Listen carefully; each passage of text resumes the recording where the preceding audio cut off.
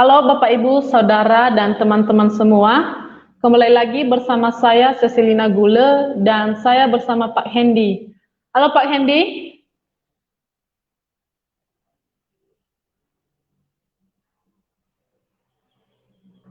Halo Cecil, semuanya selamat sore. Kembali kita Ya, bertemu dalam di Facebook Live ini. Ya, silakan Cecil. kami dari STT Soteria Purwokerto.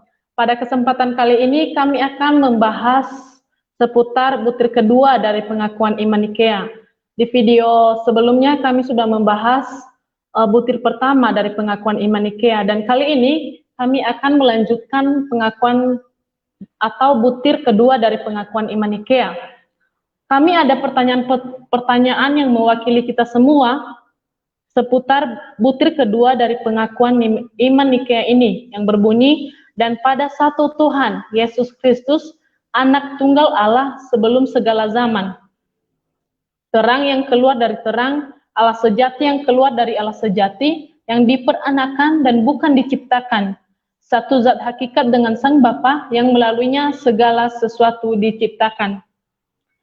Langsung saja, dari pengakuan iman Nikea ini, bagaimana kita dapat memahami nama Yesus sebagai anak Allah ya Pak?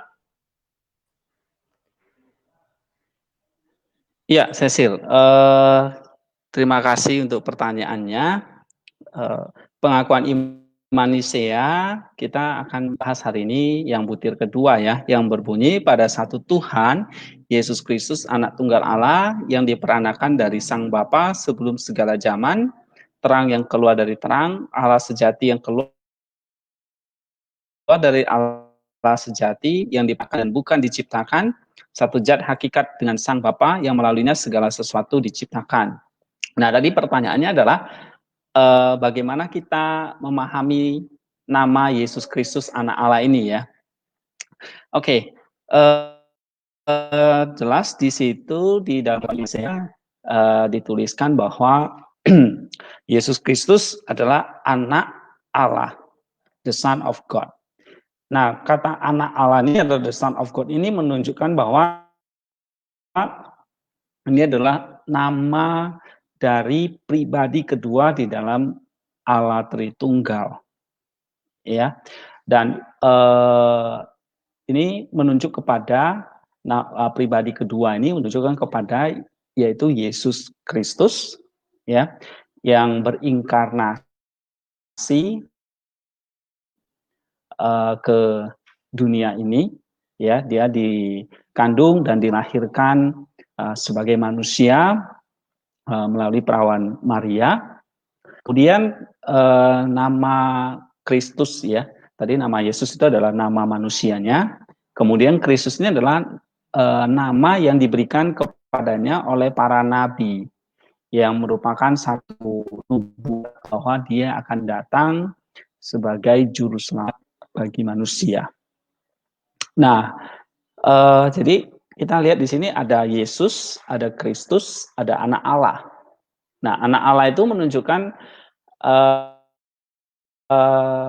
nama dari kedua di dalam Allah Tritunggal, ya, yaitu ada Bapa, Anak, dan Roh Kudus. Nah, anak ini menunjukkan kepada pribadi kedua di dalam Allah Tritunggal. Kemudian nama Yesus sendiri itu menunjukkan nama manusianya ketika dia berinkarnasi menjadi manusia, ya. Kemudian Kristus ini adalah nama yang diberikan kepadanya oleh para nabi sebagai Mesias, artinya yang diurapi, yang sudah dinantikan, yang akan menjadi Cecil. Berarti apa artinya nama Yesus? Nama Yesus artinya sederhananya adalah Savior ya, atau juru selamat gitu, penyelamat gitu, Cecil.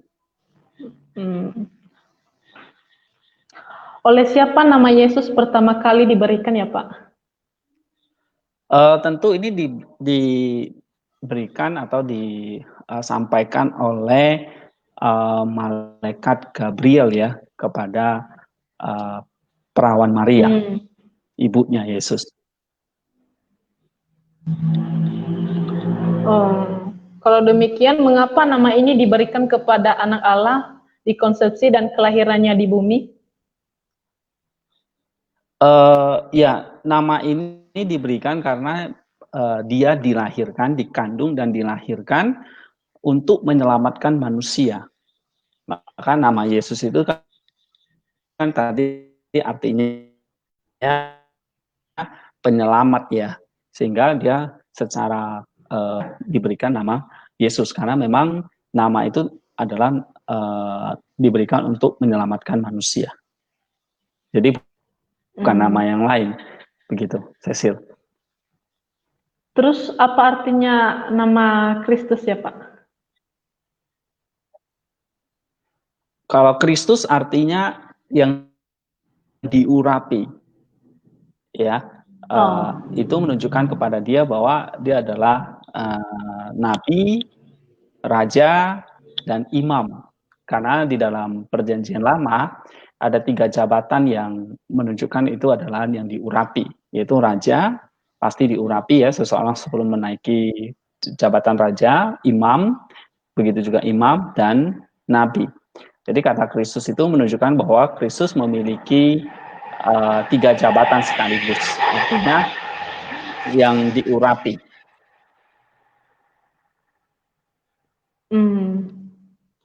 Dari mana datangnya nama yang diurapi? Oke,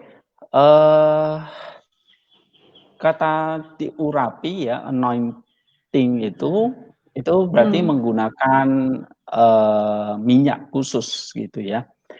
Dan itu dalam hal ini ketika jadi Kristus ini adalah Masia ya, artinya yang memang yang sudah ditunggu-tunggu, yang akan diurapi ya. Nah, berarti pengurapannya ini adalah yang langsung oleh Roh Kudus sendiri. Gitu, Cecil.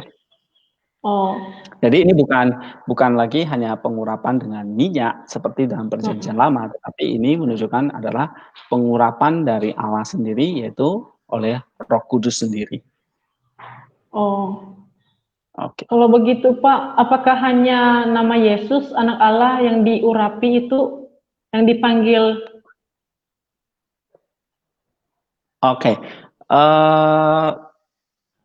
Tadi saya bilang di dalam perjanjian lama yang diurapi itu bisa raja ataupun imam besar ataupun para nabi.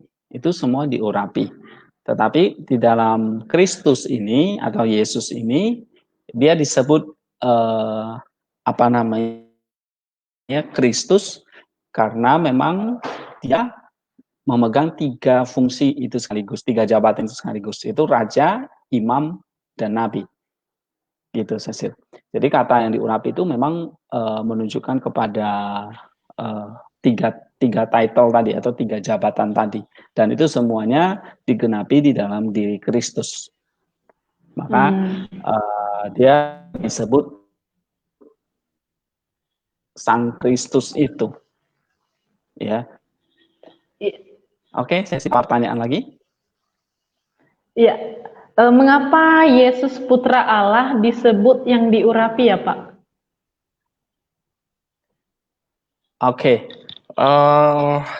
dia diurapi ya, karena dia memegang atau dia menjalankan 3 fungsi sekaligus yang sudah dinubuatkan oleh para nabi, ya, yaitu sebagai nabi, sebagai imam, dan sebagai raja. Nah, kalau dia sebagai nabi, berarti dia memenuhi semua hukum nabi, gitu. Maka dia disebut sebagai nabi yang diurapi.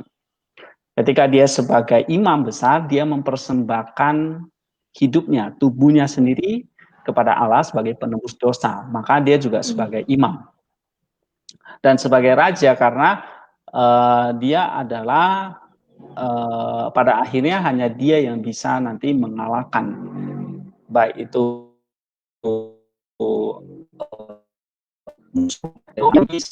dan dosa, dan dia disebut sebagai king, ya, raja, yang artinya dia sebagai penguasa yang mengalahkan dosa dan iblis itu.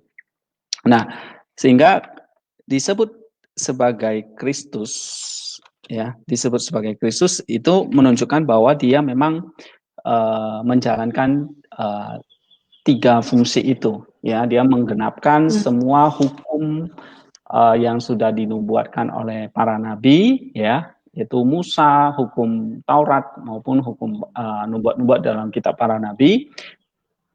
Maka dia disebut the prophet, ya, the real prophet. Kemudian sebagai imam dia juga mempersembahkan tubuhnya di hadapan Allah, ya, sehingga dia disebut sebagai imam, dan sebagai raja tadi dia mengalahkan segala musuh, yaitu kematian, dosa, dan iblis. Ya, Iya. kira-kira gitu, Cecil. Iya, Pak. Dalam pengertian apa Yesus Kristus disebut Tuhan? Oke, kita perlu membedakan, ya, di dalam Alkitab, khususnya misalnya dalam Perjanjian Baru, ada istilah Tuhan dan ada istilah Allah. Nah, Tuhan itu hanya diberikan kepada Yesus, ya. Jadi dia disebut sebagai Tuhan Yesus Kristus, ya. Nah, di sini istilah Tuhan itu beda dengan Allah. Nah, kalau kita memakai istilah Allah itu menunjukkan dia adalah dalam pengertian Allah Bapa, ya, atau Allah Tritunggal, Allah yang Esa itu sendiri. Jadi kalau kita di dalam Perjanjian Baru menyebut istilah Allah, itu menunjukkan kepada Allah yang Esa, Allah yang Sama itu yang disebut oleh kitab suci sebagai Bapa atau Allah Bapa, ya. Nah, kata Allah atau Bapa itu menunjukkan kepada esensi, ya, esensi. Mau belajar tentang doktrin atau teologi tentang Allah, doktrin Allah, ya, kita perlu membedakan antara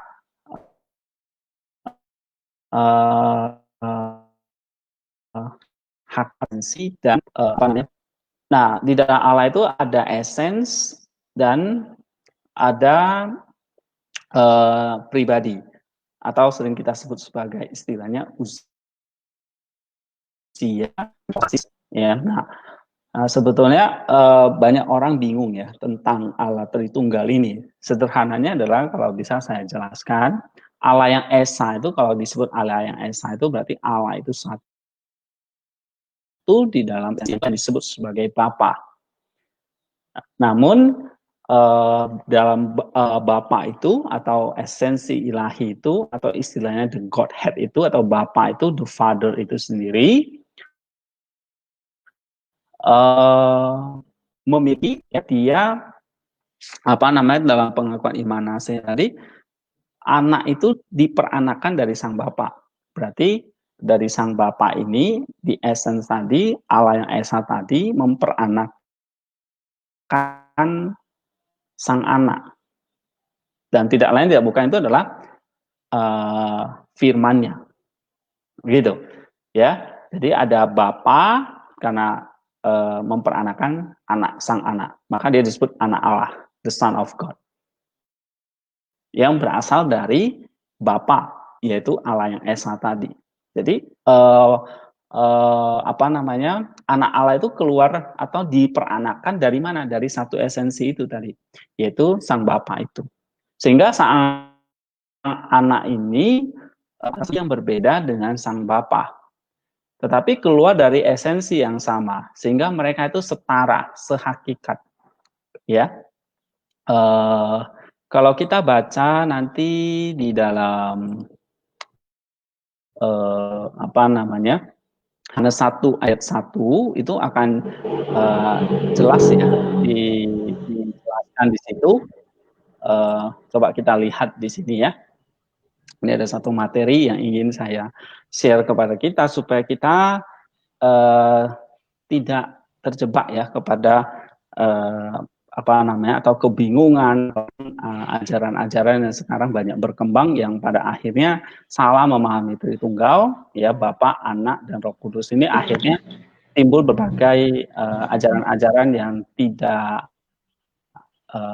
tidak sesuai dengan apa yang diajarkan oleh gereja atau pengakuan iman Nisea ini. Nah, seperti misalnya ada sekarang lagi ribut tentang the oneness of God atau Jesus only. Nah, itu tidak lain karena salah memahami hubungan Bapa, Anak, dan Roh Kudus ini atau Tritunggal ini.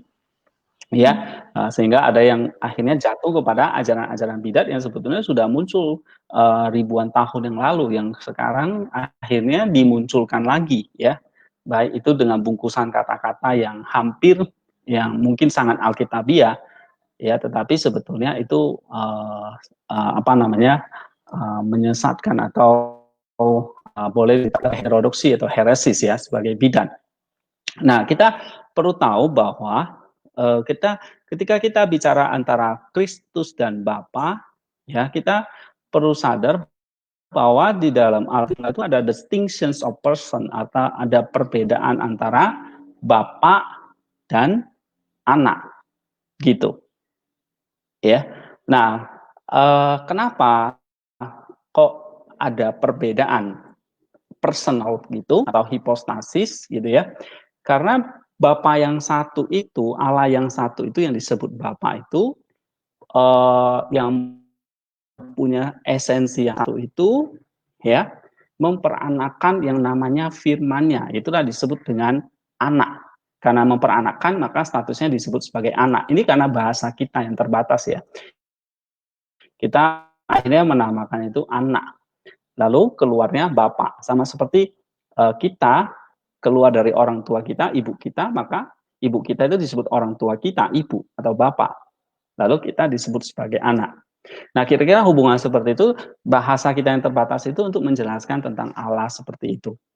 Nah, karena Allah itu memperanakan firman-Nya yang maka itu disebut sebagai anak. Dan kita tahu dalam Yohanes 1 ayat 1 ya, jelas dikatakan di situ ada distinction ya antara Bapa dan Anak. Di situ dikatakan the word was with God. Ya.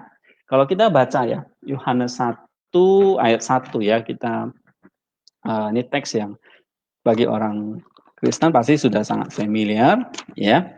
Kita baca di sini. Pada mulanya ada firman, firman itu bersama-sama dengan Allah, dan firman itu adalah Allah. Oke.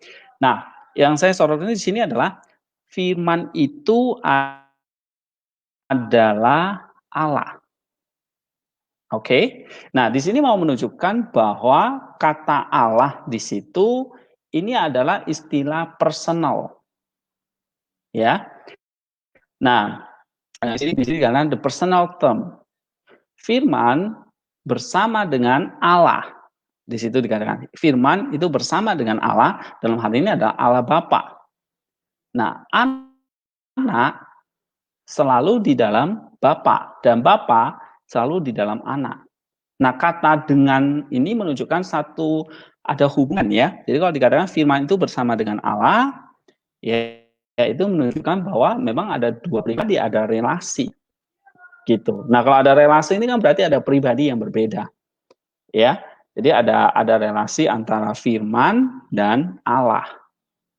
Gitu. Oke. Nah, ini two distinction person. Ya. Nah, itu satu.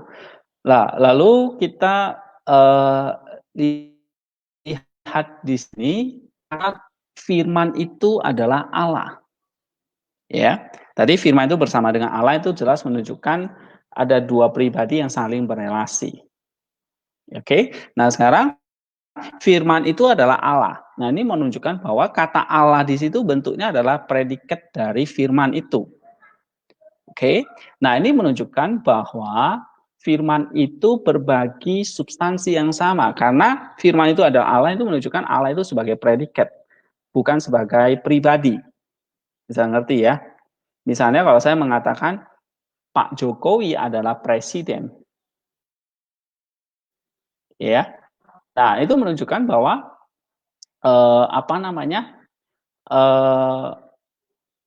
Kita tidak bisa balik gitu ya. Presiden adalah Pak Jokowi gitu, karena presiden di situ adalah predikat dari Pak Jokowi, bukan menunjukkan pribadinya. Tapi presiden itu menunjukkan pekerjaannya lah, jabatan dia yang dia emban. Nah, sama seperti kalau kita mengatakan firman itu adalah Allah. Nah, Allah ini sebagai predikat, bukan sebagai pribadi. Ya, tapi kalau saya mengatakan firman itu bersama dengan Allah, berarti firman itu pribadi, Allah itu pribadi. Nah, Allah di sini adalah Allah Bapa, berelasi dengan firman karena dikatakan bersama dengan.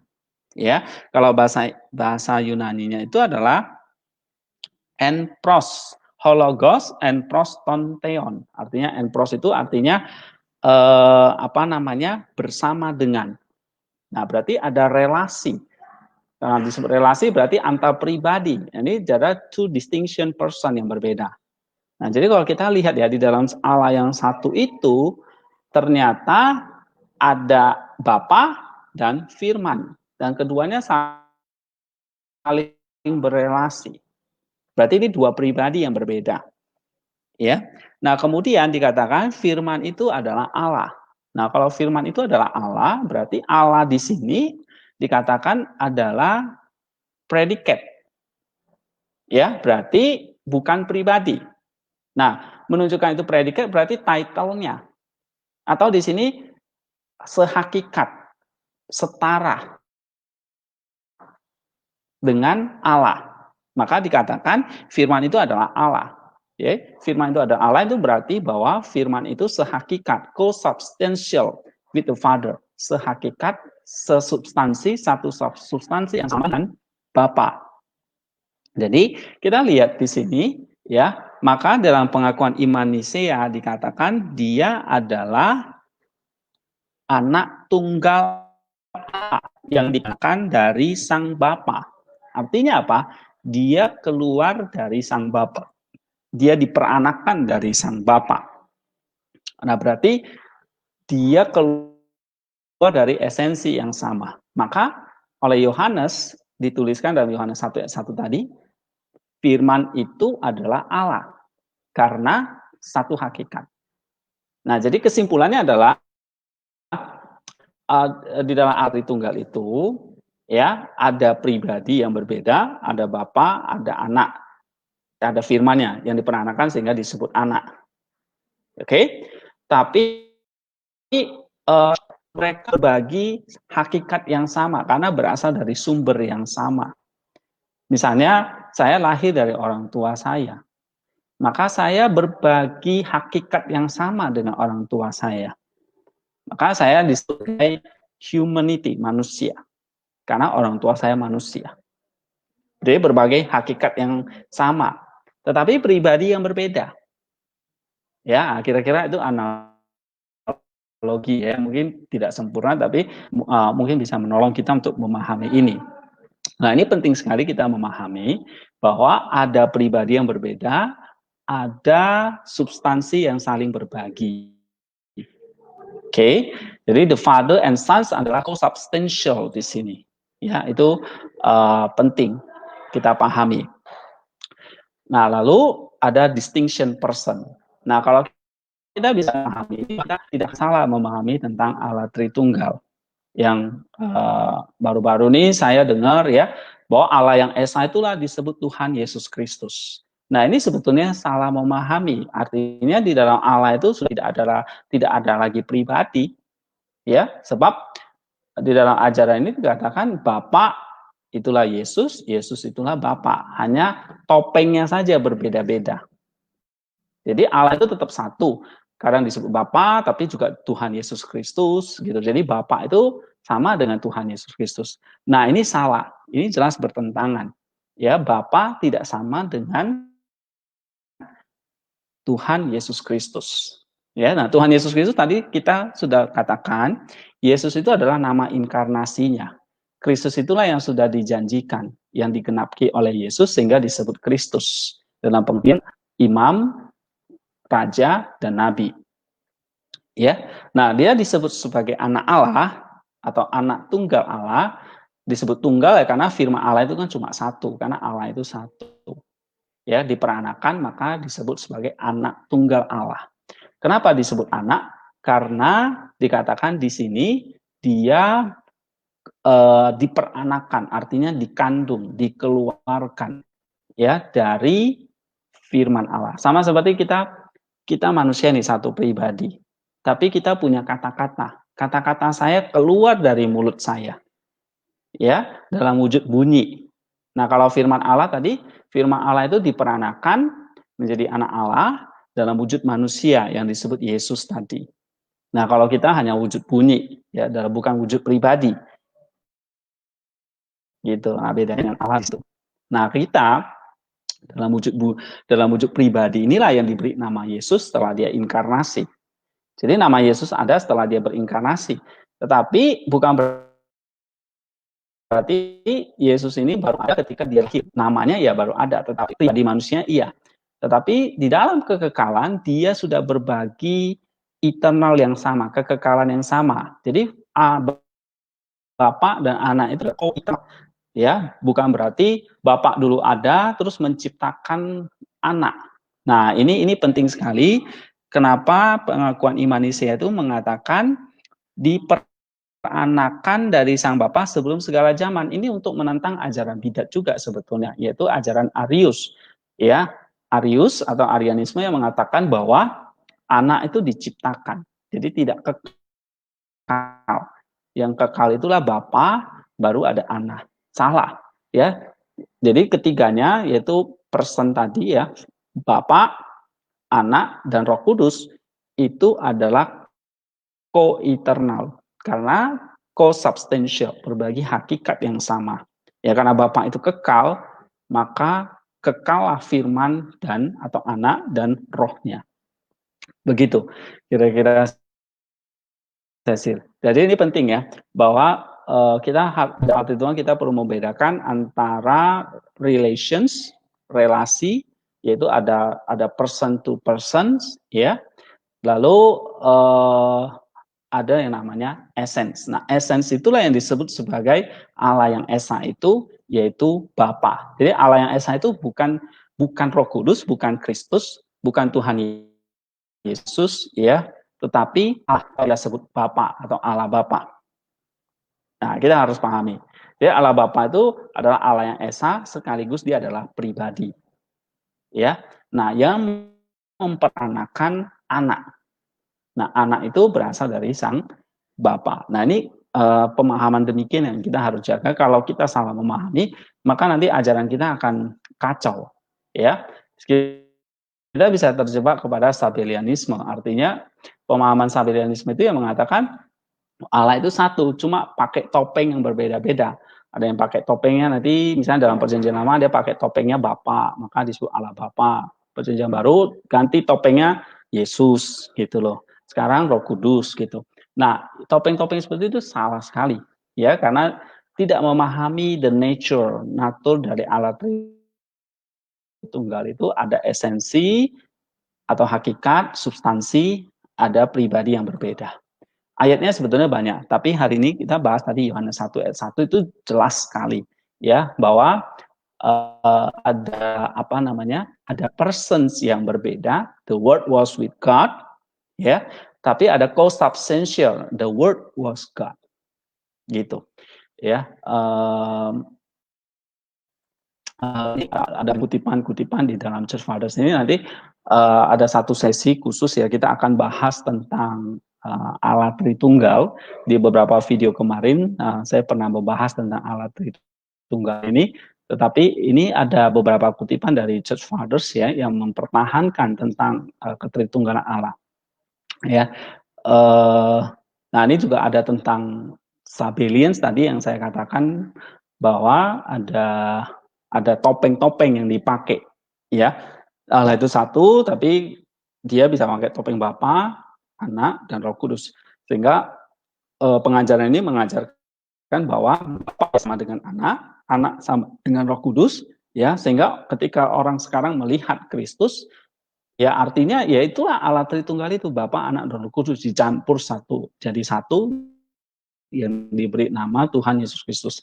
Nah, ini sebetulnya salah, gitu ya, karena tidak seperti yang diajarkan oleh kitab suci maupun oleh bapak-bapak gereja. Saya kira itu Cecil beberapa hal yang perlu saya tegaskan ya. Oke, mungkin ada pertanyaan berikutnya. Iya,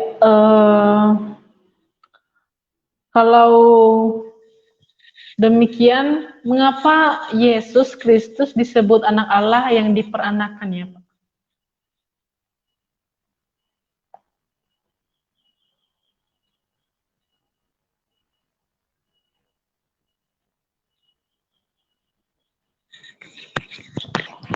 Mic-nya Pak, mic-nya. Tadi saya katakan pada mulanya adalah firman, dan firman itu bersama dengan Allah, dan firman itu adalah Allah. Nah, ini keilahian dari Yesus Kristus anak Allah itu adalah di dalam Yohanes 1 ayat 1 bahwa dia adalah firman Allah, ya, dan firman Allah itu sudah ada pada mulanya. Ini menunjukkan pada kekekalan, gitu, ya. Pada pada kekekalan. Nanti saya akan share materi ini ya, gitu. The same was in the beginning with God. Nah, ini artinya apa? Bukan berarti pada mulanya atau bukan berarti ada itu ketika sebelum tidak ada, gitu, ya. Nah, ini menunjukkan pada mulanya itu menunjukkan the eternality-nya. Jadi kalau Yohanes mengatakan pada mulanya adalah firman, ya pada mulanya nggak ada siapa-siapa, yang ada ya pada mulanya itu adalah firman itu, ya. Beda dengan Kejadian pasal 1, pada mulanya Allah menciptakan langit dan bumi, gitu ya. Nah, itu pada mulanya dalam bentuk waktu, yang ketika Tuhan menciptakan langit dan bumi. Tetapi yang disebut dengan pada mulanya di sini adalah menunjukkan kekekalan dia bersama dengan Bapa, ya. Nah, karena Bapa itu kekal, Anak itu pun kekal. Nah, jadi itu menunjukkan dia beyond the time, melampaui waktu. Bukan ada pada waktu itu ada. Bukan ada ketika ada waktu, gitu ya. Tetapi melampaui waktu itu sendiri, atau eternity tadi, kekekalan itu. Ya, lalu disebutkan lagi bahwa firman itu kalau kita baca disebut anak karena dia tadi ya diperanakan, ya, dari sang Bapa, ya. Lalu firman itu adalah Allah. Nah, firman itu adalah Allah itu menunjukkan bahwa dia punya kesetaraan, sehakikat yang sama dengan Allah. Nah, itulah divinity atau keilahian dari Kristus ini. Ya, karena dia adalah firman Allah yang kalau kita baca Yohanes 1:14, dia berinkarnasi, diberi nama Yesus Kristus. Kira-kira gitu, Cecil. Ya, apakah kitab suci juga menyebutkan Yesus sebagai putra tunggal ya, Pak? Ya, istilah putra tunggal atau anak Allah itu sama ya. Ya, Yesus disebut sebagai anak Allah, the only begotten, artinya yang diperanakan. Nah, ini saya ingin menjelaskan ya. Dia diperanakan ini saya akan secara khusus ini bukanlah secara jasmani biologis ya, hasil perkawinan antara misalnya laki-laki dan perempuan, gitu ya. Nah, ini adalah menunjukkan kepada bahwa Allah ya, yang Esa tadi ya, yang kemudian itu disebut sebagai Bapa, lalu ini punya pribadi yang disebut ada firman dari Bapa atau firman Allah.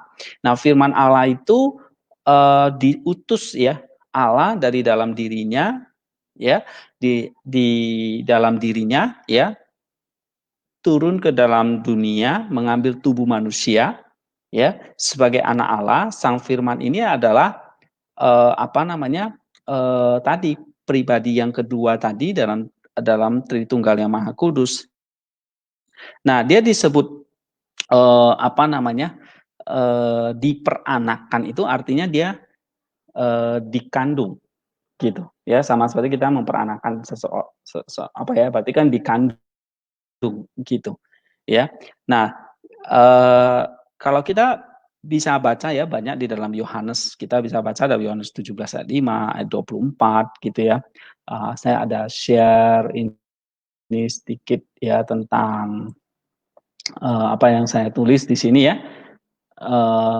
Dia turun dari surga, dia datang atau keluar dari Allah Bapa ya. Yohanes 6:46, 7:28, 29, 13 ayat 3, 8:42 dan seterusnya. Ya, ini menunjukkan bahwa dia datang atau keluar dari Bapa. Ya. Kemudian kita bisa lihat di sini ya, misalnya dalam Yohanes 8 ayat 42 ya. Di sini ada ya. Dikatakan aku keluar dari Bapa. Nah, ini menunjukkan bahwa memang firman apa Kristus ini yang adalah firman Allah yang berinkarnasi tadi keluar dari Allah yang satu itu, Allah Bapa itu.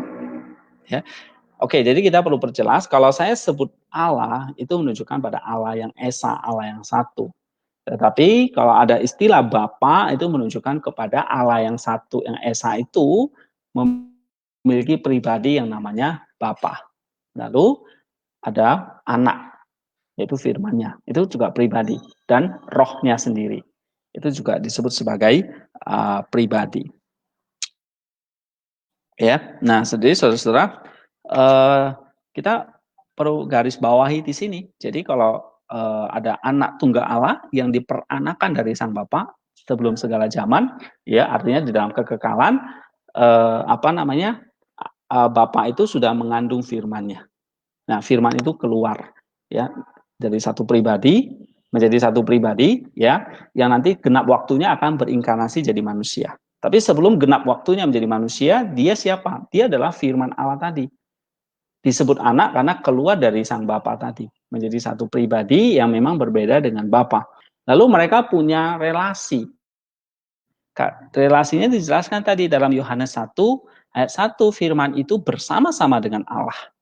Ya, ini jelas menunjukkan firman satu subjek, satu pribadi bersama dengan Allah.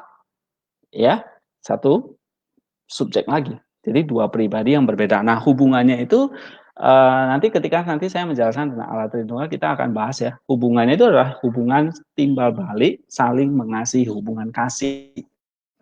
Ya, perikoresis itu. Tapi sebenarnya kita nggak membahas sejauh itu.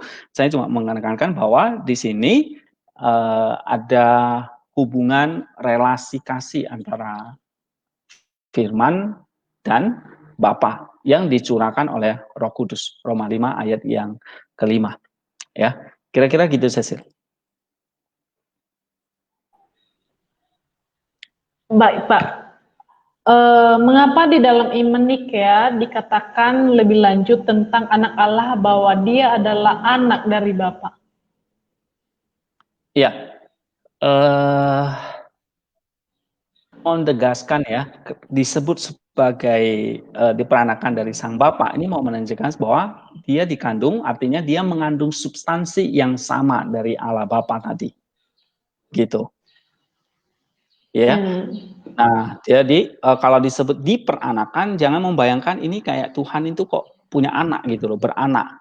Nah, ini adalah keterbatasan linguistik atau bahasa manusia ya, bahwa the Son of God itu begotten dari the substance ya, substansi yang sama. Jadi kalau diperanakan itu artinya dia dikandung, dikeluarkan, memiliki esensi yang sama. Seperti kita keluar dari rahim ibu kita. Nah, ini menunjukkan bahwa kita seesensi, bahwa kita adalah manusia begitu loh. Nah, sama seperti firman tadi yang keluar dari Bapa maka disebut anak gitu loh. ya. Jadi Allah pada dirinya sendiri mengandung firman-Nya, dan firman-Nya itu dikeluarkan dalam wujud sebagai anak, ya. Nah, jadi kata diperanakan ini, diperanakan dari Sang Bapa itu menunjukkan satu substansi dengan Sang Bapa. Jadi equal, setara gitu, ya. Dan kita bisa baca ya dalam Yohanes 1 ayat 12, coba Cecil bacakan. Yohanes 1 ayat 12. Tetapi semua orang yang menerimanya diberinya kuasa supaya menjadi anak-anak Allah, yaitu mereka yang percaya dalam namanya. Iya, gitu. Ya, apa namanya? Kalau kita baca dalam Yohanes 1:12 tadi, ada kuasa supaya menjadi anak-anak, itu mereka yang percaya namanya. Nah, ini disebut bagi kita yang percaya anaknya ini, maka oleh anugerah tadi kita akan disebut sebagai anak-anak Allah, gitu ya.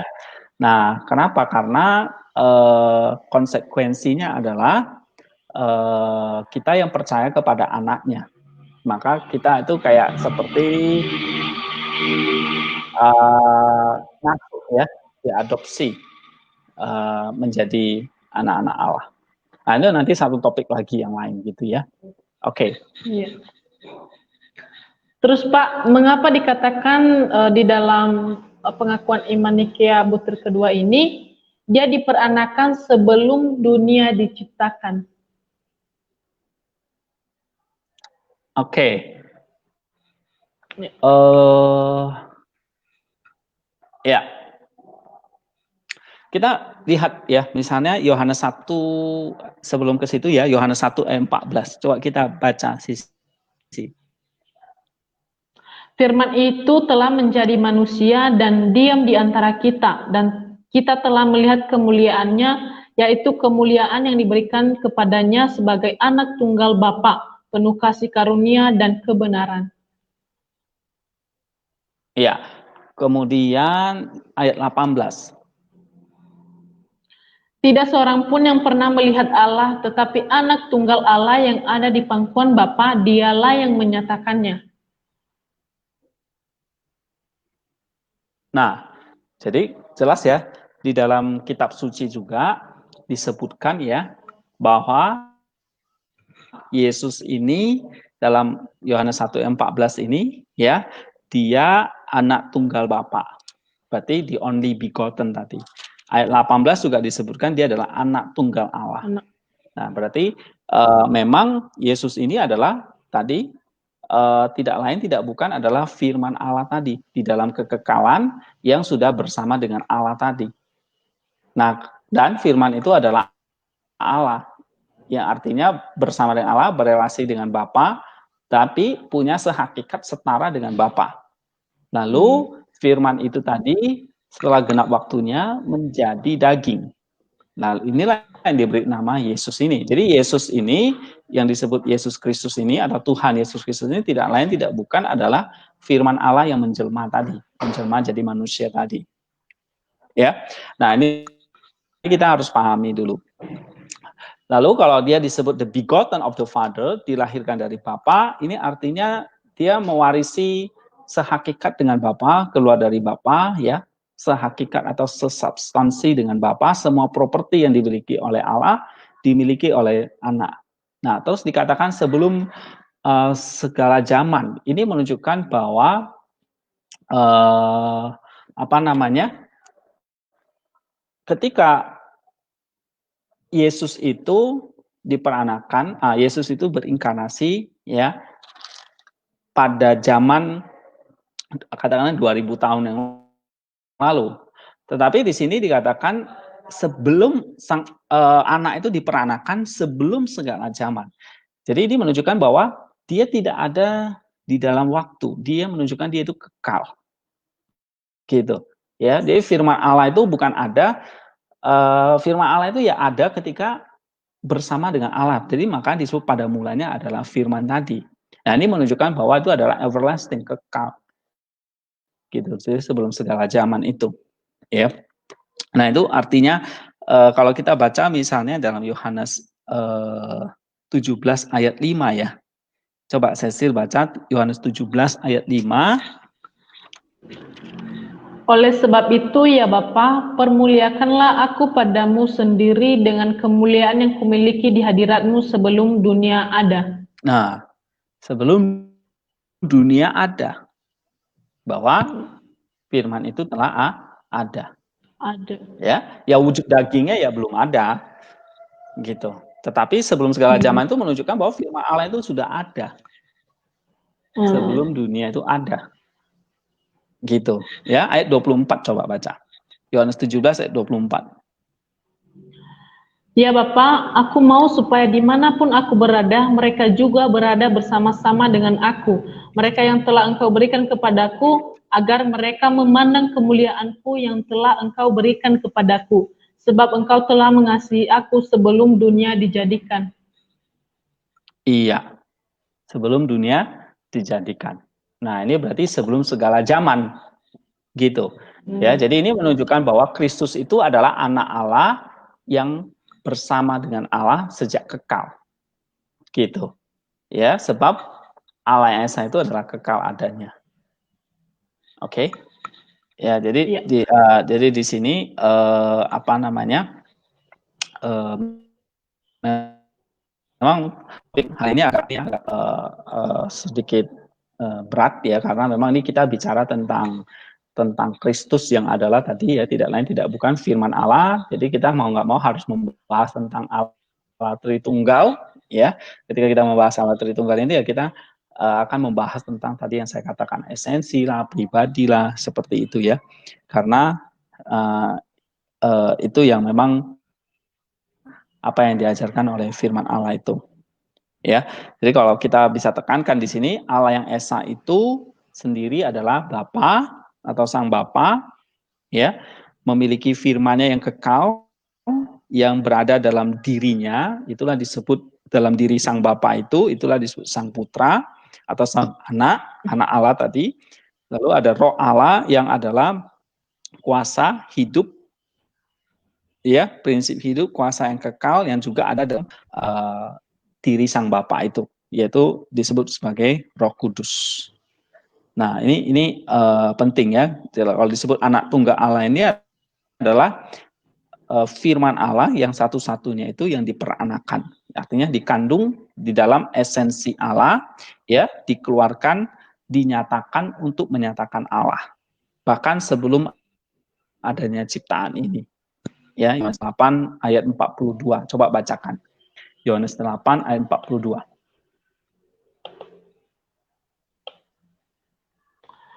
Kata Yesus kepada mereka, "Jikalau Allah adalah Bapamu, kamu akan mengasihi aku, sebab aku keluar dan datang dari Allah.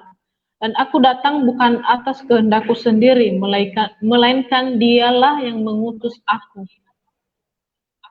Nah, itu jelas. Ya, ketika diutus, firman itu diutus, maka dia berinkarnasi, diberi nama Yesus. Nah, itu tapi berasal dari firman Allah yang satu-satunya itu yang sudah sejak ada bersama dengan Bapa secara kekal itu. Oke? Kira-kira gitu, Cecil. Terus Pak, apa arti kata terang yang keluar dari terang? Tadi kita udah baca. Iya, terang yang keluar dari terang ya. Iya.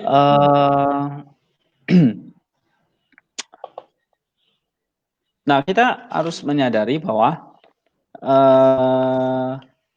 Kristus atau yang adalah firman Allah yang berinkarnasi ini, dia adalah juga disebut cahaya kemuliaan Allah. Ya, coba Cecil baca Ibrani 1 ayat yang ketiga. Ibrani 1 ayat ketiga ya. Ia adalah cahaya kemuliaan Allah dan gambar wujud Allah dan menopang segala yang ada dengan firman-Nya yang penuh kekuasaan. Dan setelah ia selesai mengadakan penyucian dosa, ia duduk di sebelah kanan yang maha besar di tempat yang tinggi. Iya. Kemudian coba baca lagi 1 Yohanes 1 ayat 5. Dan inilah berita yang telah kami dengar dari Dia, dan yang kami sampaikan kepada kamu. Allah adalah terang, dan di dalam Dia sama sekali tidak ada kegelapan. Iya. Nah, kita harus mengerti bahwa anak ini atau firman Allah ini, ya, itu disebut cahaya. Berarti terang atau kemuliaan. Jadi kata cahaya kemuliaan itu sebetulnya sama. Kemuliaan itulah terang, terang itulah kemuliaan atau cahaya. Nah, terangnya Allah itulah firman Allah tadi. Ya. Nah, lalu dikatakan Allah itu 1 Yohanes 1 ayat 5 itu Allah itu adalah terang. Ini menunjukkan bahwa Allah itu siapa tadi? Allah Bapa tadi, Allah yang Esa itu adalah terang. Nah, jadi secara logisnya ya memang berarti terang yang keluar dari terang. Ya. Nah, ini maksudnya bahwa Allah Bapa dan Allah Anak ini, God the Father and God the Son ini adalah satu. Dan yang kekal, yang memang tidak bisa dilihat, bersifat ilahi, terang yang tidak tercipta, yang tak tercipta itu. Oke. Nah, ini mau menegaskan kembali bahwa maksudnya anak Allah ini, terang yang keluar dari terang menunjukkan bahwa dia memiliki terang yang sama. Ya. Artinya terang dari Allah Bapa itu terpancar keluar melalui sang anak atau semanti. Itu maksudnya, Cecil. Ya. Kira-kira gitu ya. Nah, memang kita harus memahami bahwa anak ini juga disebut sebagai gambar Bapa, ya, gambarnya Bapa. Jadi gini, anak tunggal Allah, yaitu sebagai firman Allah yang kekal, itu kan sudah ada di dalam Allah, diperanakan dari Sang Bapa sebelum segala zaman. Nah, ini artinya kan sebelum ada ciptaan, ya, di dalam kekekalan itu, firman itu keluar dari dalam diri Bapa, atau anak itu keluar dari dalam diri Bapa, atau firman itu keluar dari dalam diri Bapa, menyatakan diri, ya, dalam zat hakikat Allah itu sendiri sebagai gambarnya Bapa. Nah, misalnya gini, kalau kata-kata kita yang kita ucapkan kepada orang lain itu menjadi gambaran diri kita, betul nggak? Iya. Kata-katamu itu mewakili kamu kan, menggambarkan siapa kamu, gitu, ya kan? Kalau kita selalu berkata-kata yang baik, itu mencerminkan siapa kita gitu. Kata-kata kita itu mewakili kita, menggambarkan siapa diri kita. Nah, begitu juga dengan kata-kata atau firman Allah yang dinyatakan keluar tadi, yang diperanakan tadi, itu mencerminkan siapa Allah atau gambar Allah itu. Coba Cecil baca Kolose 1 ayat 16. Karena di dalam Dialah telah diciptakan segala sesuatu yang ada di surga dan yang ada di bumi, yang kelihatan dan yang tidak kelihatan, baik singgasana maupun kerajaan, baik pemerintah maupun penguasa. Segala sesuatu diciptakan oleh Dia dan untuk Dia. Iya, jelas ya bahwa dalam Kolose 1 itu bahwa sang firman itu atau anak itu adalah gambar Bapa, gambar Allah. Iya kan? Gitu. Kolose 1 ayat 16 tadi. Dia adalah gambar Allah yang tidak kelihatan itu. Coba 2 Korintus 4 ayat 6. 2 Korintus 4. Sebab Allah yang telah berfirman, dari dalam gelap akan terbit terang. Ia juga yang membuatnya terang bercahaya di dalam hati kita, supaya kita beroleh terang dari pengetahuan tentang kemuliaan Allah yang nampak pada wajah Kristus. Nah, kemuliaan Allah yang nampak pada wajah Kristus. Gitu. Tapi kita jangan disalahartikan gini. Ya berarti Bapak itulah Yesus itu. Nah, ini keliru. kemuliaan Bapa, terangnya Bapa ada pada Yesus itu. Yes.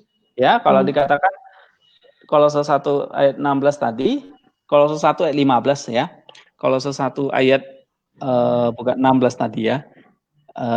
Ayat 15 tadi, dia adalah gambar Allah. Gambar Allah. Itu artinya apa? Sama artinya saya melihat gambar itu kan kayak kita melihat muka kita atau foto kita kan melihat sama seperti kita kan. Tapi foto itu kan bukan saya gitu loh. Ya ngerti? Iya. Kita punya foto atau gambar. Melihat foto itu kan melihat seperti melihat kita kan. Tapi foto itu kita bukan pribadi kita. Gitu. Nah, Allah itu satu pribadi. Gitu. Ketika orang melihat Yesus sama dengan melihat Allah, betul. Karena Yesus itu adalah gambarnya Bapa. Sama seperti kita melihat wajah kita di cermin. Kan persis sama. Ya kan? Tapi wajah kita yang di cermin itu bukan kita. Iya. Atau kita punya foto. Kita melihat foto kita, ya itu sama dengan melihat kita apa adanya. Tapi foto itu bukan saya gitu. Nah, sama seperti orang melihat Yesus. Melihat Yesus ya artinya melihat Bapa. Karena apa? Karena Yesus ini adalah gambarnya Bapa yang menyatakan siapa Allah itu. Ya kan? Nah, itulah kita jangan sampai terjebak pada ajaran Sabellianisme yang mengatakan bahwa Bapa itulah Yesus, Yesus itulah Bapa. Nah, ini celaka nih kalau pemahamannya sampai seperti itu. Ya. Tadi Ibrani 1 ayat 3 sudah kita baca ya bahwa dia adalah cahaya kemuliaan Allah. Nah, siapa yang cahaya kemuliaan Allah? Yang gambar Bapa tadi. Maka tadi kita baca dalam 2 Korintus 4 ayat 6 ya. Dalam wajah Yesus itu terpancar kemuliaan Bapa. Gitu, karena dia adalah gambar Allah tadi, gambar Bapa tadi. Nah, sedangkan Allah sendiri itu adalah terang. 1 Yohanes 1 ayat 5. Nah, ini artinya apa? Berarti Kristus itu adalah terang yang keluar dari terang. Terang. Ya. Oke, Cecil. Iya. Tadi Pak Hendy sudah menjelaskan terang yang keluar dari terang. Terus apa Allah sejati yang keluar dari Allah sejati? Oke, ini jelas sekali tadi yang sudah saya jelaskan juga bahwa karena firman itu dikandung, diperanakan dari Sang Bapa, berarti ya dia memiliki hakikat yang sama. Satu zat hakikat atau esensi yang sama dengan Sang Bapa. Ya kan? Nah, padahal kita tahu hakikat dari Sang Bapa atau substansi Bapa, esensi dari Bapa itu adalah Allah yang sejati itu. Maka di sini ditekankan lagi bahwa Sang Bapa itu adalah Allah, ya, Bapa itu adalah Allah yang esa, sedangkan firman Allah itu sehakikat dengan Bapa, berarti ya anak itu atau firman itu ya Allah sejati, yaitu Bapa keluar dari Allah sejati, berarti dia adalah Allah yang sejati yang keluar dari Allah yang sejati, yaitu Sang Bapa. Ya, dalam pengertian hakikatnya, esensinya. Jadi memang kita harus membedakan antara hakikat, esensi, dan pribadi. Kalau kita nggak bisa membedakan itu, maka kacau pengertian Tritunggal kita, Allah Tritunggal kita. Dia harus bisa membedakan yang mana yang esensi, yang mana yang person, yang pribadi. Nah, kalau dikatakan dia adalah Allah sejati yang keluar dari Allah sejati, berarti ada dua Allah dong, bukan? Ini bukan dua pribadi, tetapi ini menunjukkan esensi yang sama. Kenapa? Karena Allah Bapa itu adalah Allahnya Esa, Allah yang Esa, Allah yang sejati, ya memperanakan firman-Nya atau anak. Maka dia disebut juga sebagai anak. Maka tadi dalam Yohanes 1 ayat 1 katakan firman itu adalah Allah, betul kan? Nah, kalau dikatakan firman itu adalah Allah, ini jelas menunjukkan bahwa firman itu sehakikat, satu substansi Allah. Jadi dia punya substansi Allah. Maka dia disebut sebagai Allah. Allah yang sejati. Atau Allah anak. Gitu. Karena memang sehakikat dengan sang Bapa. Jadi kita bisa baca di sini ya. Tadi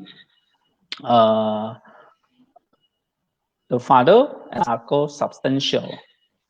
Ya. Gitu. Oke. Kira-kira gitu. Baik, Pak. Mengapa dalam pengakuan iman Nikea ini butir kedua ditambahkan tentang anak Allah dalam pengakuan bahwa dia diperanakan, bukan dibuat? Oke. Bukan dicipta ya maksudnya ya. Iya. Ini sengaja ditambahkan ya dalam konteks historisnya adalah untuk melawan ajaran Arius yang mengatakan bahwa anak Allah itu tidak sehakikat dengan sang Bapa, tapi diciptakan. Jadi lebih rendah dari sang Bapa. Nah, kita tidak percaya ajaran itu. Ya, bahwa Kristus itu atau Yesus itu yang adalah firman Allah tadi itu diciptakan oleh sang Bapa. Nah, ini juga termasuk salah satu bidat ya, Arius atau Arianisme yang juga tadi saya sebut ada Sabellianisme, sekarang ada Arius atau Arianisme yang mengajarkan bahwa anak Allah itu diciptakan, ya bukan diperanakan. Nah, kalau diciptakan berarti kan dia tidak sehakikat, gitu loh. Dia secara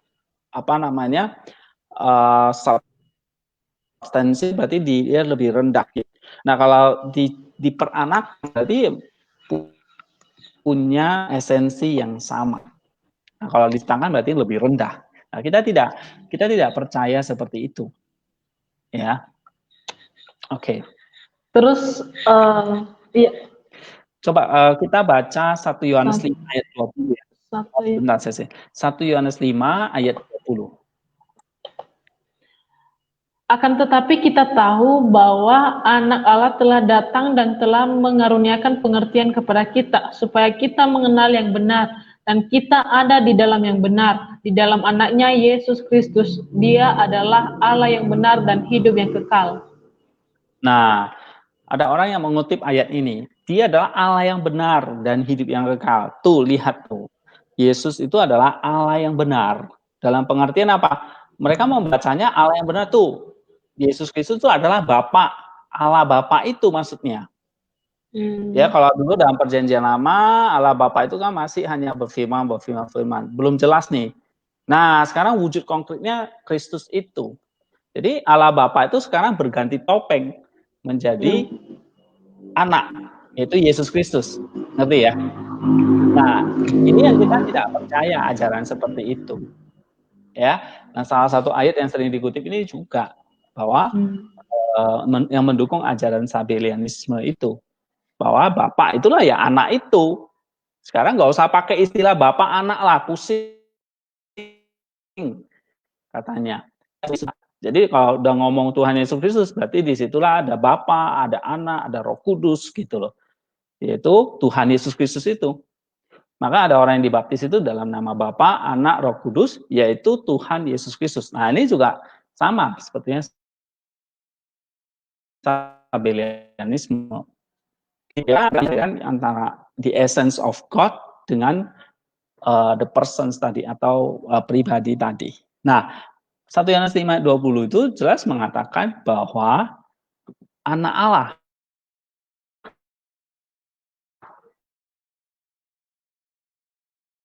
berarti bahwa satu lagi, ya kan? Anak itu bersama dengan Bapa di dalam kekekalan.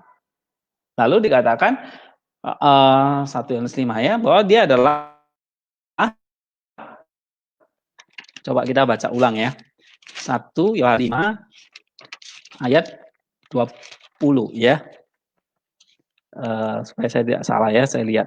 Nah, ada anak Allah kan di situ kan, telah datang. Berarti kalau jelas menunjukkan anak Allah, ini adalah person kedua di dalam Allah Tritunggal itu. relasinya dengan Bapa, pribadi yang berbeda dengan Bapa. Ya, datang, telah datang, ya itulah Yesus Kristus tadi. Lalu memberikan kita mengaruniakan pengertian kepada kita yang benar, memberikan kita anugerah supaya kita punya pemahaman yang benar, ya, yang terang tadi, yaitu mengenal yang benar, ya, atau mengenal Allah yang sejati. Dan kita ada di dalam Allah yang sejati, Allah yang benar itu, yaitu di dalam anaknya Yesus Kristus. Dialah Allah yang benar dan hidup yang kekal. Nah, dialah Allah yang benar. Nah, Allah di sini dalam pengertian apa? Yaitu sehakikat dengan Sang Bapa tadi. Nah, jadi tidak sama dengan Yohanes 1 ayat 1. Ya, ada anak Allah yang sehakikat dengan Sang Bapa yang berbeda. Nah, di sini ditekankan lagi, dia adalah Allah yang benar dan hidup yang kekal. Gitu. Ya, dikatakan hutos estin ho aletinos theos. Ya kan? Bahwa Allah yang benar. Nah, kata theos ini sekali lagi di sini adalah predikat, bukan pribadi. Sama seperti tadi saya katakan, ya, Pak Jokowi adalah presiden, nggak bisa dibalik, presiden adalah Pak Jokowi, presiden nggak bisa jadi pribadi, gitu loh. Pak Jokowi adalah presiden tidak sama dengan presiden adalah Pak Jokowi. Nah, ini kita harus mengerti, ya.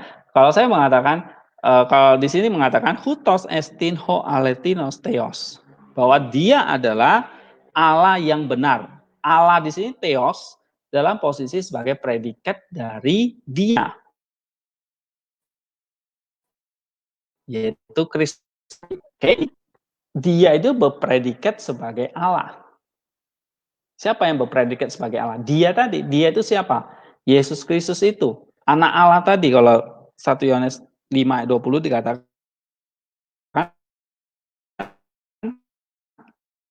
anak Allah tadi. Nah, anak sebagai artinya apa? Kalau berpredikat sebagai Allah, berarti dia memiliki esensi yang sama dengan Bapa. Karena di awal disebut anak Allah, berarti punya Bapa. Dan sehakikat, seesensi dengan Bapa. Nah, kalau dia sehakikat, seesensi dengan Bapa, maka dia disebut sebagai dia adalah Allah yang benar. Gitu loh. Ngerti ya, Cecilia? Nah, ini yang kita harus pahami. Sehingga kita tidak terjebak pada ajaran the oneness of God lah, the Jesus only, pengajaran-pengajaran sekarang yang berkembang. Ya, sehingga kita mengatakan ya Bapa itulah Yesus, Yesus itulah Bapa. Ini keliru. Karena tidak bisa membedakan antara yang esensi dan yang pribadi. Ya. Nah, kalau dalam 1 Yohanes 5:20 dia berposisi sebagai predikat Allah yang benar itu. Artinya menunjukkan bahwa anak Allah itu juga adalah Allah. Ya, maka dalam pengakuan iman Nisia itu dia katakan ini adalah Allah sejati yang keluar dari Allah sejati. Dia adalah Allah yang sejati, benar. Yang diperanakan dari atau yang keluar dari Allah yang sejati, yaitu Sang Bapa itu. Allah yang sejati. Iya. Oke. Iya. Kemudian ini menolong kita ya untuk penjelasan seperti ini. Jadi kita harus bisa membedakan ya, yang mana objek sebagai pribadi, yang mana dia sebagai predikat. Atau kalau dia predikat berarti sebutan, berarti dia memiliki esensi yang sama, bukan sebagai pribadi. Gitu. Ya, jadi jangan mencampur adukkan antara esensi ini pribadi. Nah, kita harus jaga keseimbangan itu. Kalau kita nggak bisa membedakan atau mencampur adukkan, maka yang timbul adalah ajaran-ajaran yang bidat tadi. Sehingga menyamakan itulah Bapa, Bapa itulah Yesus. Ya, pokoknya nggak usah bingung lagi dengan Bapa, Anak, Roh Kudus, Allah Bapa, Allah Anak, Allah Roh Kudus, itu nggak perlu pakai istilah-istilah itu. Istilah Tritunggal nggak perlu dipakai lagi. Istilah Allah Bapa, Allah Anak, Roh, karena bikin bingung. Pokoknya cukup Tuhan Yesus Kristus saja. Disitulah sudah Bapa, Anak, Roh Kudus semua jadi satu, yaitu Tuhan Yesus Kristus. Nah, ini yang kacau. Ini yang disebut Sabellianisme. Sehingga sering katakan apa namanya? Nah, ini karena ini ajaran yang salah ya. Ini karena malas belajar kan, kira-kira gitu. Suka ngajak yang aneh-aneh, malas baca, ya gitu-gitu loh. Sehingga ya udah tidak pernah belajar sejarah gereja, bahwa zaman dulu itu sudah ada banyak ajaran seperti itu loh, kok muncul lagi sekarang gitu ya. Bahkan bisa rame banget di YouTube itu, yang nontonnya ratusan orang. Nah, ini jadi penyesat dan hukumannya akan lebih berat. Karena dia mengajarkan Injil yang lain, Galatia 1 ayat 8. Ini bahayanya buat kita. Jadi sebagai pengajar, atau kita sebagai dosen, sebagai guru, sebagai pendeta ya, ataupun sebagai mahasiswa teologi yang akan jadi pendeta, jadi guru, nah kita harus belajar doktrin ini dengan sangat hati-hati, dengan sangat baik, supaya kita tidak salah mengajarkan. Karena kalau salah mengajarkan, kita akan membawa orang kepada kesesatan dan akibatnya luar biasa kepada kita. Ya, coba kita lihat ya. Surat 3 Yohanes. Coba Cecil bacakan. 3 Yohanes. Ayat 3 Yohanes kita baca.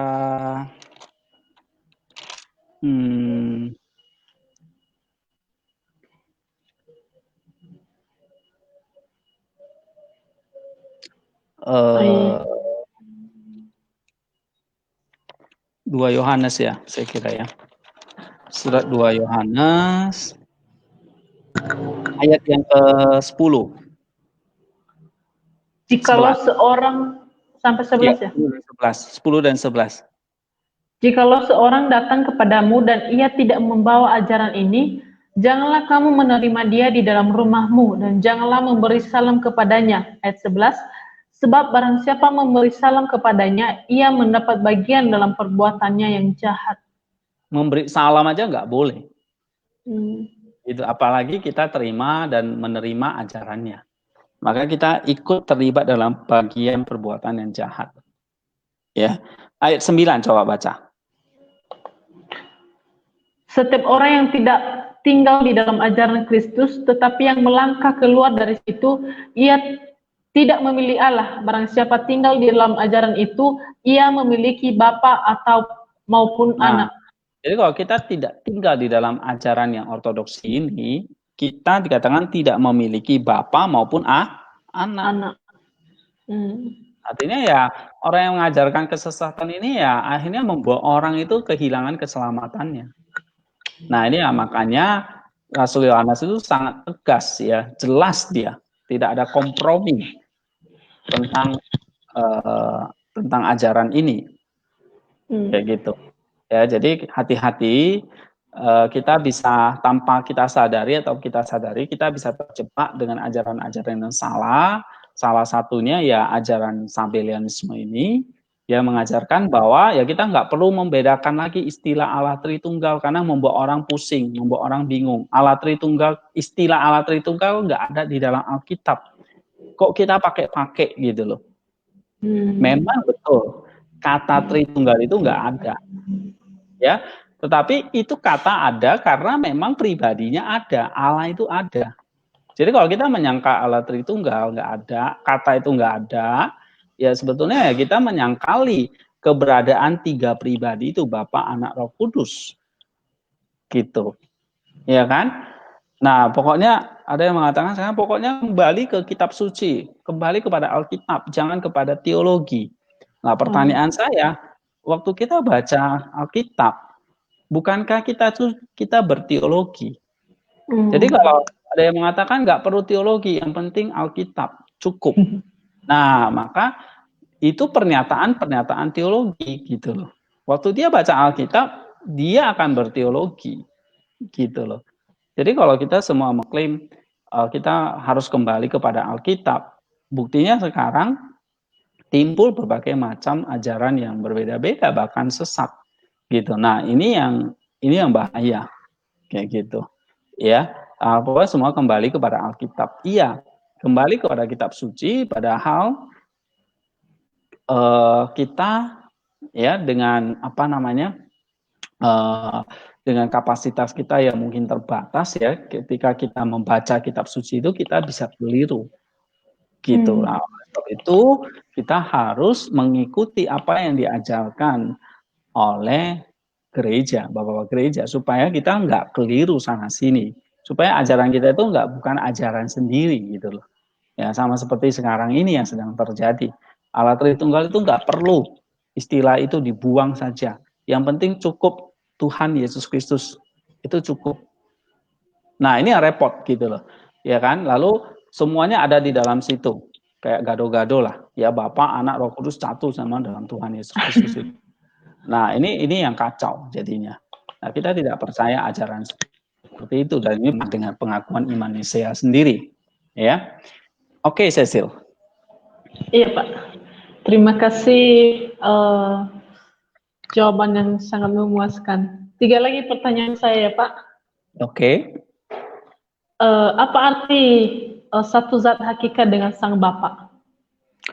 Ya, satu zat hakikat dengan Sang Bapa ya.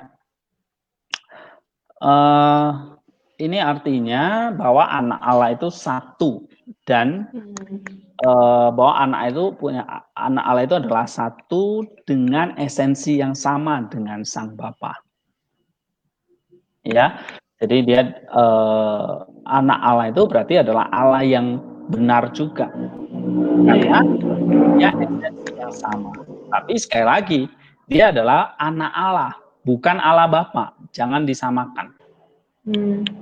Kayak gitu. Ya, kalau kita samakan, kita jadi Sabellianisme tadi. Ya, oke. Itu yang sudah dikutuk oleh gereja. Ya, oke. Ya. Mungkin Pak Hendy bisa kasih satu ayat yang berbicara tentang hakikat dengan Sang Bapa. Oke. Di ayat mana ini yang mengatakan bahwa Yesus Kristus ya dengan Allah Bapa itu adalah satu hakikat gitu ya. Nah, ini menarik. Kalau tanya kitab suci ya, saya akan lihat Yohanes 10 ya, ayat 30. Coba sesi bacakan Yohanes 10 ayat 30. Aku dan Bapa adalah satu. Nah, ini juga salah satu ayat yang sering dipakai yang mendukung ajaran Sabellianisme ini. Ya. Aku dan Bapa adalah satu. Nah, ayat ini kita perlu pahami sekali lagi. Ya. Jelas Yohanes mengatakan aku dan Bapa. Nah, berarti ini ada jelas menjelaskan ada dua pribadi gitu. Oke. Lalu yang dipakai adalah satu. Ya. Nah, kita akan lihat bahasa aslinya ya. Yohanes 10 ayat 30 supaya lebih jelas gitu ya. Oke. Nah, ego kai ho pater en esmen. Ego di situ sebagai subjek, berarti pribadi. Kai ho pater. Ho pater itu juga sebagai subjek, berarti pribadi, bukan predikat ya. Beda tadi dengan Yohanes 1 tadi. Yohanes 1 ayat 1, 1 Yohanes 5 ayat 20 tadi. Ya. Berarti ada dua pribadi. Lalu dikatakan ayat Alkitab mana yang mengatakan mereka itu adalah sehakikat. Nah, ini adalah satu itu maksudnya dibedakan tapi tidak terpisah gitu loh. Artinya apa? Sehakikat. Bukan hanya Bapa yang Allah, tapi juga aku di situ anak tadi. I di situ kan Yesus yang ngomong. Ya kan? Yohanes 10 ayat 30, aku itu maksudnya menunjukkan kepada Yesus. Bapa itu Allah yang Esa itu, aku itu Yesus Kristus ya kan? Bapa itu menunjukkan Allah yang Esa. Jadi aku dan Allah Bapa yang Esa itu adalah satu dalam pengertian hakikatnya, bukan pribadinya. Sebab esmen ini dalam wujud predikat. Jadi predikat itu kan sebutan. Berarti aku dan Bapa itu dalam satu sebutan yang sama, sehakikat yang sama. Kayak gitu loh. Bukan pribadi yang sama. Ini rancu. Ada yang mengatakan melihat Bapa adalah melihat Yesus. Melihat sama kok kamu begitu melihat Yesus yang melihat Bapa. Berarti ya Bapa ya dalam Yesus, Yesus di dalam Bapa gitu loh. Ya kan? Nah, berarti itu pribadi yang sama. Nah, ini keliru lagi gitu loh. Yang adalah satu, tuh lihat tuh, nggak beda. Jadi Bapa dan Yesus memang satu. Nah, satu tuh dalam pengertian bukan pribadi, bukan bercampur baur gitu loh. Ya, tetapi ini satu di dalam hakikat karena kata esmen di sini. Nah, kita harus ngerti istilah sedikit linguistik di sini supaya nggak salah menginterpretasikannya. Oke, nah esmen ini yang dipakai adalah kalau kita parsing ya dia esmen n ini ya adalah netral, artinya ini bukan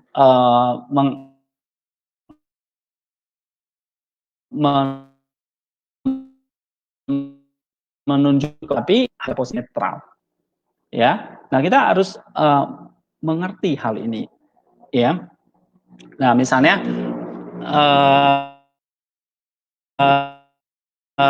Yohanes 14 ya, ayat yang ke-9. Yohanes 14 ayat yang ke-9. Kata Yesus kepadanya, telah sekian lama aku bersama-sama kamu, Filipus, namun engkau tidak mengenal aku. Barang siapa telah melihat aku, ia telah melihat Bapa. Bagaimana engkau berkata, tunjukkanlah Bapa itu kepada kami. Nah, ya. Jadi kalau kita lihat di sini, barang siapa telah melihat aku, ia telah melihat Bapa. Iya kan?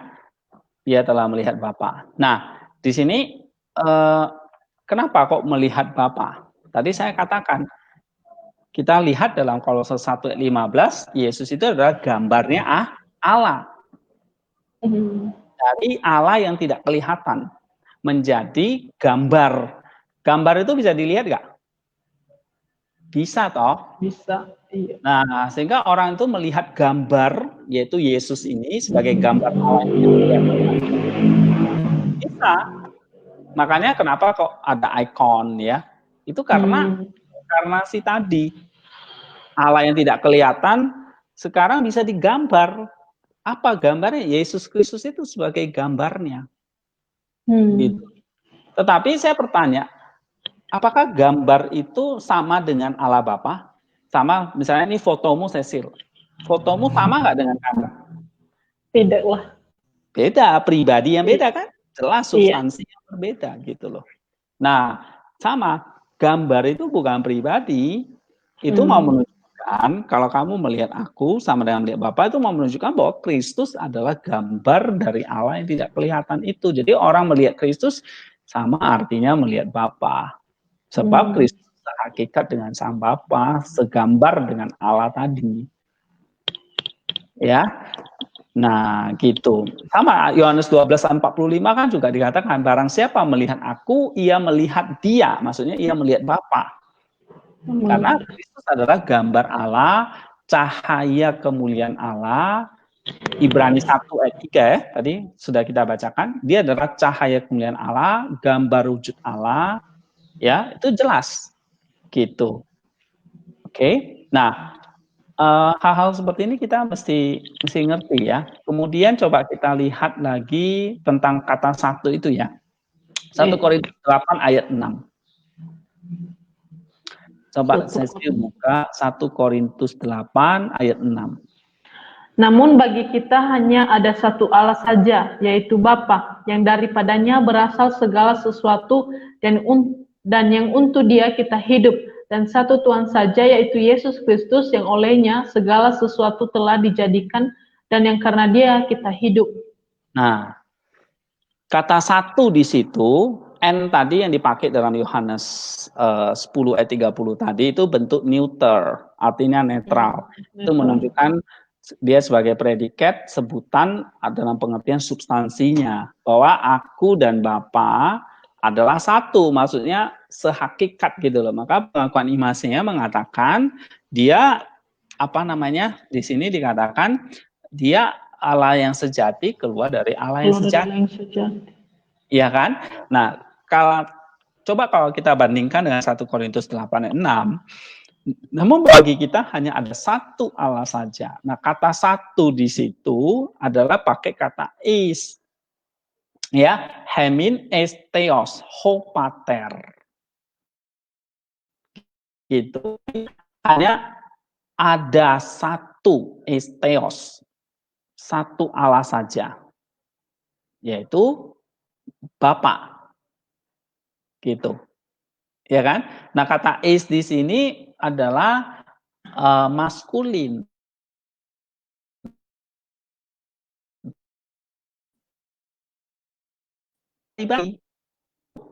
Allah. Ya, dalam bahasa Yunani memang ada maskulin, feminin gitu. Nah, Allah digambarkan sebagai maskulin gitu. Jadi eisteos. Jadi memang menunjukkan satu dalam pengertian ini pribadi Allah. Ya. Ada satu Allah saja, yaitu Bapa. Bapa disebut Allah yang satu itu. Jadi Allah yang Esa, kita percaya Allah yang Esa. Iya, amin, 100% kita nggak ragukan. Yaitulah Bapa yang kita sebut sebagai Bapa. Gitu. Ya kan? Kenapa kok pakai istilah Bapa? Karena dia sumber dari segala sesuatu yang memperanakan firman-Nya, yaitu anak tadi. Maka dia disebut sebagai Bapa.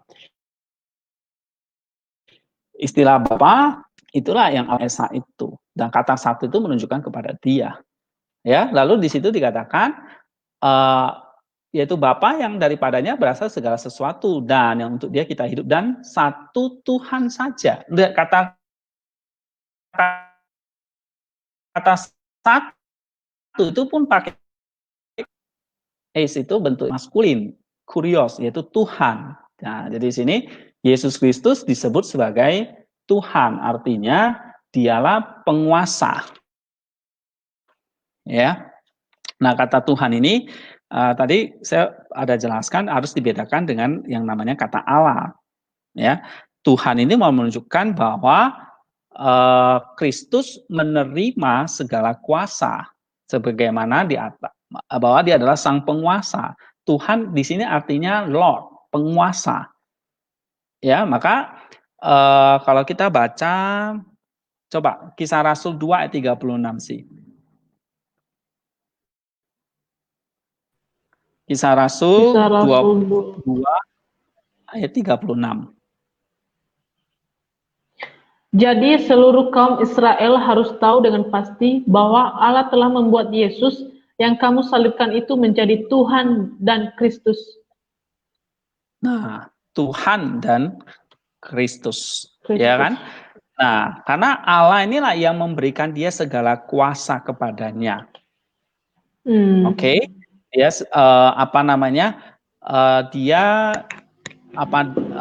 diberi gelar Tuhan itu. Jadi Tuhan itu bukan pribadi, tetapi adalah gelar. Yesus itu pribadinya, namanya. Tapi kata Tuhan itu mau menunjukkan gelar yang diberikan kepada pribadi itu. Seperti Presiden Jokowi. Yang mana yang pribadi? Presidennya atau Jokowinya? Jokowinya. Jokowinya pribadinya. Presiden itu gelarnya gitu loh. Iya. Sama Tuhan Yesus Kristus. Tuhan itu gelarnya gitu loh, sebagai penguasa. Ya kan? Kalau kita baca dalam Filipi, Tuhan ini gelar yang diberikan oleh Allah sendiri kepada Kristus. Ya, kalau kita baca Filipi pasal yang ketiga, Filipi 2 ayat yang ke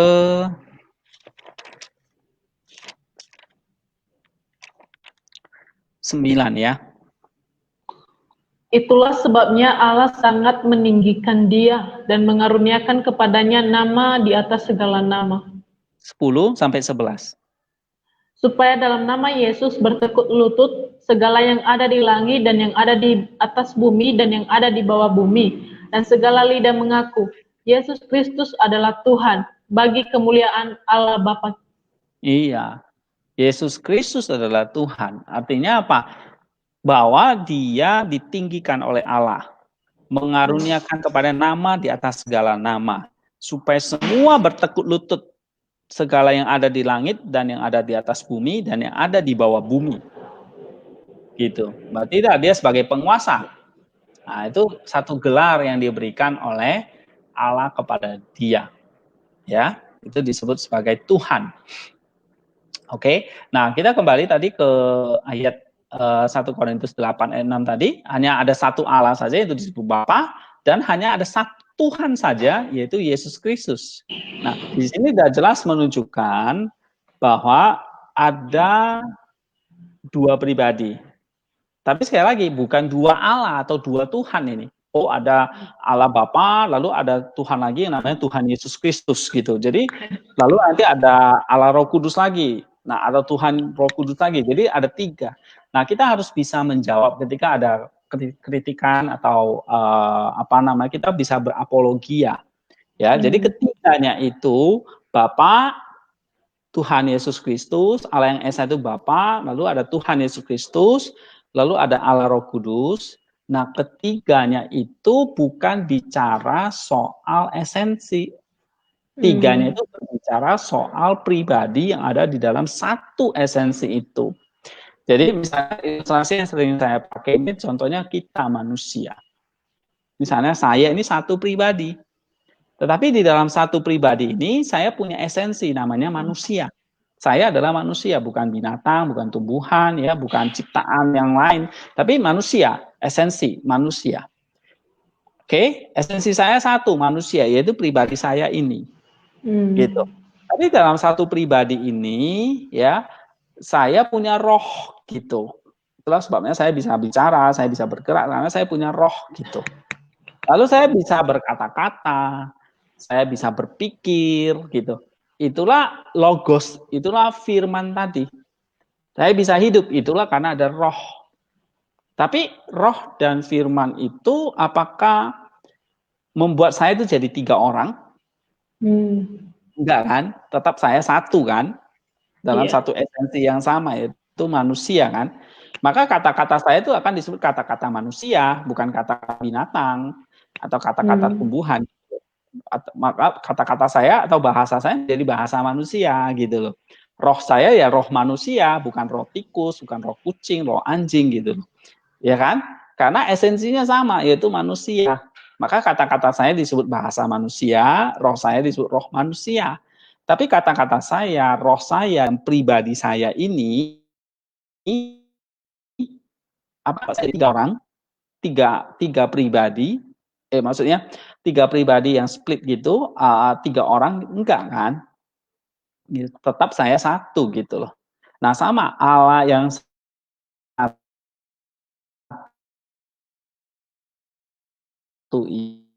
itu esensi firman-Nya disebut anak dan dia hidup karena ada rohnya. Gitu. Nah, rohnya, firman-Nya dan Bapa tadi itu adalah tiga pribadi atau saya katakan tiga kesadaran yang berbeda, titik kesadaran, prinsip yang berbeda. Tetapi dalam satu esensi yaitu Allah tadi. Jadi Allahnya satu, kayak saya satu gitu, bukan tiga. Tapi di dalamnya ada tiga pribadi. Nah, kalau saya kata-kata saya nggak disebut sebagai pribadi gitu, kan bahasa analogi sih. Tetapi pada Allah itu berbeda gitu. Maka istilah pribadi pun jangan dimengerti pribadi secara psikologi, artinya secara pengertian psikologi gitu loh, punya kaki, tangan dan sebagainya ya. Nah, berbeda istilah itu apostasi itu ini untuk menekankan ke titik kesadaran antara antara Bapa, Anak dan Roh Kudus. Oke. Ya, mungkin ada lagi pertanyaan atau terakhir ya? Iya, pertanyaan paling terakhir ya Pak. Ya. Dalam pengakuan iman Nikea, apa arti dari kata yang melaluinya segala sesuatu diciptakan? Ya, ini menunjukkan bahwa Allah menciptakan segala sesuatu melalui atau oleh firman-Nya sendiri yang anak itu. Ya, jadi segala sesuatu yang ada dalam dunia nampak maupun yang tidak nampak itu diciptakan oleh Allah melalui firman tadi. Nah, kalau Allah nggak punya firman, maka Allah nggak berkuasa untuk menciptakan segala sesuatu. Gitu loh. Ya kan? Nah, kalau kita baca ya Yohanes 1 ayat 3, coba bacakan. Yohanes 1 ayat yang ketiga. Segala sesuatu dijadikan oleh Dia, dan tanpa Dia tidak ada suatu pun yang telah jadi dari segala yang telah dijadikan. Nah, siapa Dia itu? Tadi firman Allah tadi, ya kan? Ya. Oke, firman itu sama-sama dengan Allah, dan firman itu adalah Allah. Ia pada mulanya bersama-sama dengan Allah. Sesuatu oleh Dia dan tempat Dia tidak ada satupun yang telah jadi dari segala yang telah dijadikan. Allah inilah yang menjadikan segala sesuatu. Kenapa? Iya, karena Dia adalah firman Allah di mana yang menciptakan segala sesuatu. Kayak gitu. Ya. Nah, firman Allah atau anak Allah yang ada sejak kekal ini, ya, inilah yang akhirnya menjelma menjadi manusia yang diberi nama Yesus. Nah, Yesus ini pada awalnya sudah ada, yaitu firman Allah tadi yang menciptakan segala sesuatu. Yesus ini adalah nama manusianya ketika dia sudah berinkarnasi. Tetapi dia sendiri ya adalah firman Allah tadi yang menciptakan segala sesuatu. Nah, itulah sebabnya mengapa firman ini disebut sebagai hikmat Allah karena dia menciptakan segala sesuatu. Ya, kita bisa baca Kolose 1 ayat 16. Coba baca Cecil. Kolose 1 ayat 16. Iya. Karena di dalam Dialah telah diciptakan segala sesuatu yang ada di surga dan yang ada di bumi, yang kelihatan dan yang tidak kelihatan, baik singgasana maupun kerajaan, baik pemerintah maupun penguasa. Segala sesuatu diciptakan oleh Dia dan untuk Dia. Iya, jelas kan? Coba Iya. Bacakan lagi. Kita baca Yohanes 1 ayat 10. Ia telah ada di dalam dunia dan dunia dijadikan olehnya, tetapi dunia tidak mengenalnya. Nah, itu. Tapi dunia tidak mengenalnya. Ya. Nah, saya ingin terakhir saya ingin bagikan satu kutipan ya dari Church Fathers tentang ini ya. Hal ini. The deity of the sun ini ya. Nah, saya akan share sebentar.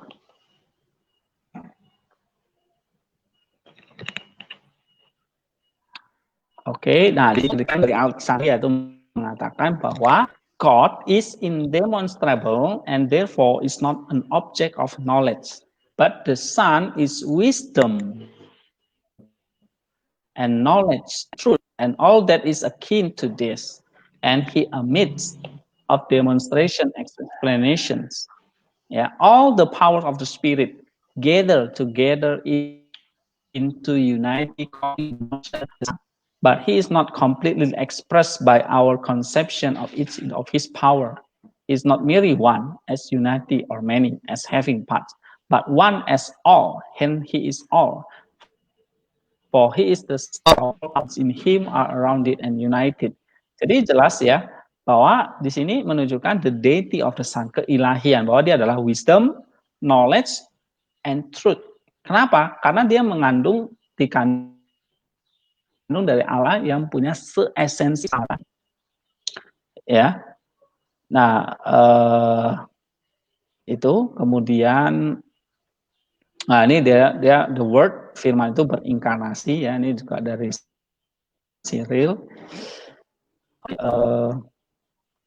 Ini yang mau saya tunjukkan adalah satu kalimat yang penting. Ini ya. the word, firman tadi, and the origin, yaitu Bapa, from which comes, ya, yang dimana firman itu berasal, oke, ini memiliki the same inner nature. Nah, ya kan, same inner nature, artinya hakikatnya sama, tapi distinct personal, tapi dibedakan secara personal. Okay, all three persons are implied in this clause. Jadi, the Father by the noun God. Okay, the Son by the noun Word. The Holy Spirit by the preposition with. Nah, ini artinya apa? Bapa, yaitulah Allah yang satu itu. Anak, itulah firman tadi. Dan the Holy Spirit itulah yang menjadi rohnya yang ada di dalam anak dan bapak dan anak. Nah, ini yang kita harus pahami ya, kalau kita baca tadi dalam Yohanes 1 ayat 1 ya. Oke. Jadi terakhir ya dari saya, kita harus memahami bahwa firman itu bersama-sama dengan Allah, dan firman itu adalah Allah, ia pada mulanya bersama Allah. Ini mau menunjukkan bahwa firman itu bersama-sama dengan Allah, berarti firman itu dengan Allah itu adalah satu pribadi yang berbeda, dan mereka bersama-sama di dalam kasih, relasi kasih. Lalu dengan firman itu adalah Allah, itu menunjukkan Allah itu adalah predikat dari firman, menunjukkan dia esensi dengan Sang Bapa. Oke, Cecil. Mungkin itu kira-kira yang bisa saya sampaikan ya, buat apa bagi kita ya yang mendengarkan ini. Mungkin Cecil bisa memberikan satu feedback pendengar atau yang menonton video ini. Cecil. Oke Pak, terima kasih ya Pak Hendy yang memberikan pengajaran yang sangat penting untuk kita sebagai orang-orang percaya. Semoga apa yang kita bahas di sore hari ini dapat menjadi berkat bagi orang-orang yang ada di sekitar kita. Terima kasih, sampai jumpa. Tuhan memberkati. Oke. Ya, sampai jumpa. Thank you semuanya.